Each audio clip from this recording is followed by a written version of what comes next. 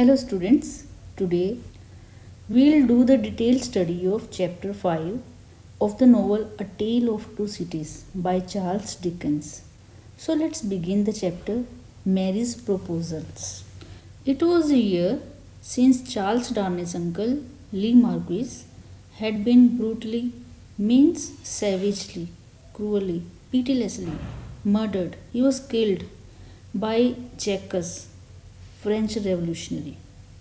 Means revolutionary is the person who wants to bring complete change, who engages in political revolutions. Charles had come back to England quickly as he didn't wish to deal with or interact with the authorities, or he didn't want to indulge in any trouble or conflict. In England, he was earning a good income by teaching French and literature. Means he became a French tutor and translator. In addition to that, he was also madly, deeply in love with Lucy Manet, whom he adored, loved, and respected since the day he first saw her. On first seeing or meeting Lucy, he started loving her, but he never yet openly expressed her feelings. Wishing for marriage, he went to Lucy's father, to their house at Soho. Only at that time, when he knew Lucy would not be at home. Actually, he wanted to ask Lucy's father for her hand in marriage. He wanted to take his consent. On reaching home, he found that Dr. Manet was sitting in an armchair, reading newspaper. Dr. Manet was pleased to see Charles. It was time. After a long time, you came here. But at this time, Lucy is not at home, he said to Charles. Yes, I know, said Charles shyly. Actually, he wanted to talk to Dr. Manet privately in Lucy's absence.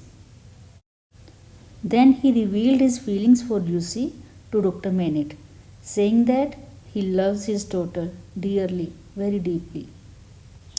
Charles noticed a little hesitation on Doctor's face when he was telling about his love for Lucy, and added, I am sure you understand my feelings and know that what it is to love someone. Dr. Manet moved away from Charles as he was unable to hide his sufferings and said, I request you, don't remind me of that love, as he loved his wife very much. Further, he told he didn't have any doubt on his true love for Lucy. Then Charles, in a view to convince Lucy's father, told that he understands the deep connection between him and his daughter. He had seen their devotion for each other. He would never want to separate them. He only wished to share a little part of this wonderful or remarkable love. He assures Doctor that he will always wish to increase the happiness and love in their lives. After some seconds, Dr. Manet raised his eyes for the first time to see Charles, as while listening all these from Charles, he was in grief, he was getting upset. Then he asked Charles, are you sure Lucy loves you? Are you confident? Do you believe that?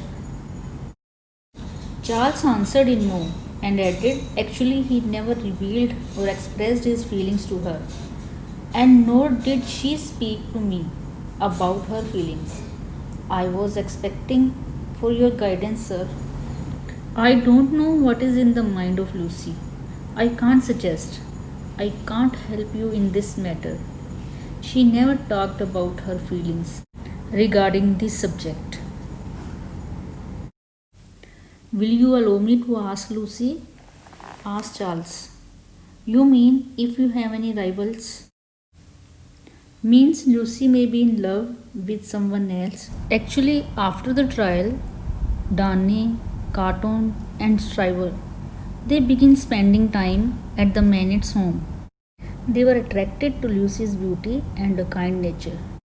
Keeping all these things in view, Dr. Manet told Darnay, "You know, Mr. Stryver and Sydney Carton often visit this place. They may also be having the feeling of love for her. And if you are having any opponent, that may be one of them." Charles, with an anxious look on his face, was agreed for that point. Further, he asked, "If she had any feeling for me, would you please let me know?" With a little hesitation, he asked. Dr. Manet, understanding his feelings, patted him consolingly on his shoulder, told him he will surely tell him. After a moment's silence, Charles continued. He wanted to tell him about the reason of his being here in England. Dr. Manet stopped him. "I want you should have faith on me," Charles said. Again, Dr. Manet stopped him, saying that, "Let me confirm from Lucy. If she loves you, then you may tell me your secrets on the morning of your marriage, and promise me to do so." Charles willingly accepted. So we see that Doctor believes him to be the truthful.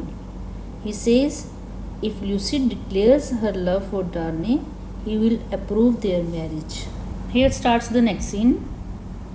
Next morning at 5 a.m., Mr. Stryver arrived at his office where he found that Carton was still busy in working.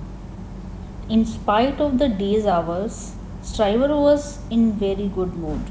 He told Sydney that he was going to tell him something surprising, that he wishes to marry. Carton didn't show any interest. Simply asked, "Do you?" Means, "Is that so?" Stryver answered in yes and asked to guess who is the girl. "I am not in the mood of guessing during these early hours in the morning. It's 5 o'clock. Tell me who is that." "Miss Manet." Carton was not surprised to listen Lucy's name, even now, and didn't interrupt Stryver.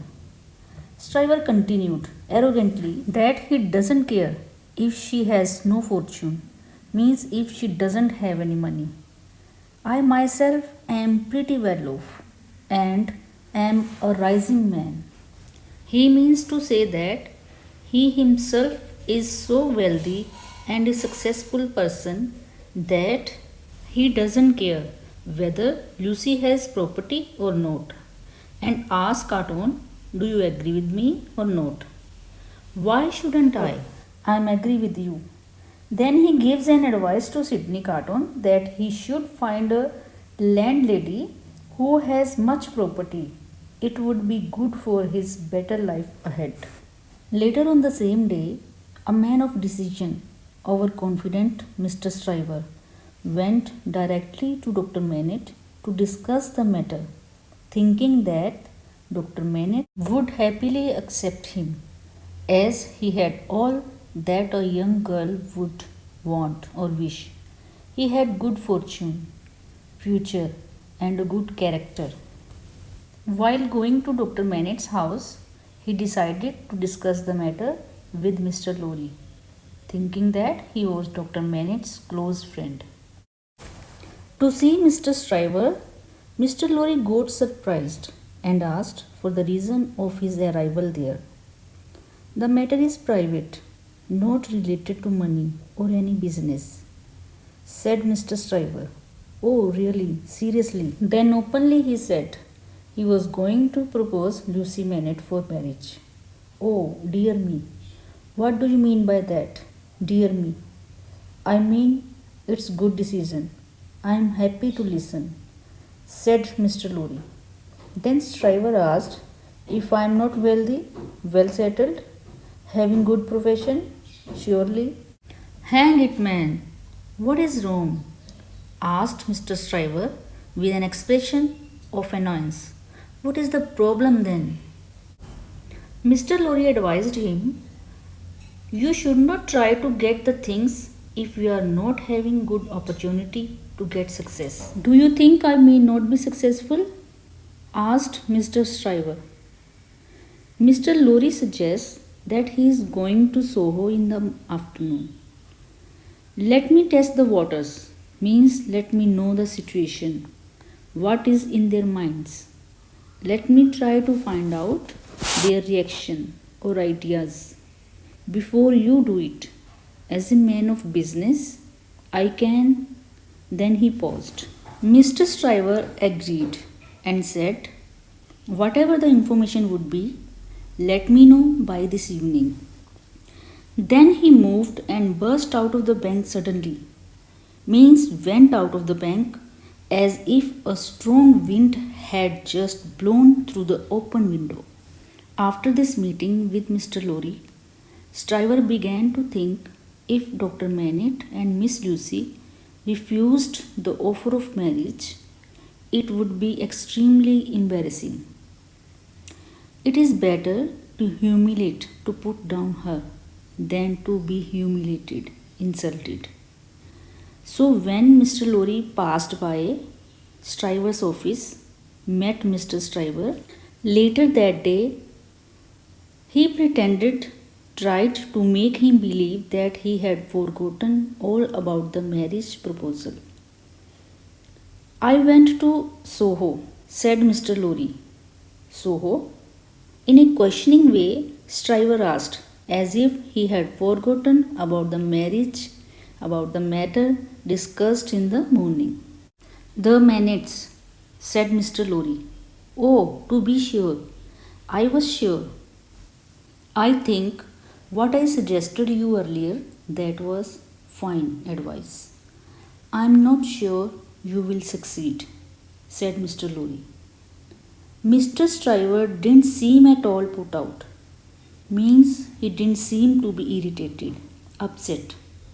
He answered Mr. Lorry, it's okay. You know the girl better than I do. So leave this matter.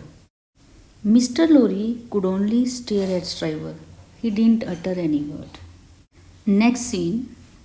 Sidney Carton loved Lucy, but no one could ever know about it. Even Lucy couldn't know about his love for her. Some days after the event of Stryver's little imagination of proposing Lucy, Carton met Lucy. They both were sitting alone and talking. Carton found an opportunity to talk to Lucy about his feelings to her. Lucy looked at him with great concern, with great care, sympathy, with anxiety and worry. All these emotions were mixed. Their conversation starts, you are not looking healthy, Mr. Carton. This is the life that I live. You should change living this way of life. Lucy was surprised to see tears in Carton's eyes. It's too late. I can never improve myself. I can only sink down, fall down. I will get worse, not better, day by day. Saying this, he bent down, covering his eyes with hands. Lucy was quiet. He was extremely distressed, sorrowful to see this scene, as he had never expressed his emotions before. She asked, what is disturbing you, upsetting you, Mr. Carton? I have a confession. I wish to reveal my love for you. Then he said all that was in his mind. He revealed, expressed his love for her, and said he loved her too much, and if she would love him as much as he loved, he would turn her away, means he would go away from her. Because a man like him, a wasted, worthless person, unwanted person, miserable man, unhappy, dejected, or depressed person, would simply ruin her life, damage her life, means he would make her life full of grief. Mr. Carton, I request you, change yourself. I am sure you are capable to change your life. No, I am useless, worthless, purposeless, and will always remain the same. But by expressing my love to you, I have done at least one thing worthy. productive, worthwhile in my life. It's my request to you, Miss Lucy, don't tell to anyone about my love. I promise, said Lucy, putting her hand on his arm. She showed compassion for Cartoon and encouraged him to improve himself. Cartoon slowly got up to his feet. He stood up and said, he must go now. Just remember that there is a man that would give his life to keep a life you loved beside you. He promised that he would be ready to sacrifice his own life for that person whom she loved. He told her he would do anything to protect her. Lucy was so moved, deeply touched to listen all that. She got emotional and couldn't utter a word. Goodbye, Lucy, and may God keep his blessings upon you. So this is the end of chapter 5th. Thanks for watching and bye for now.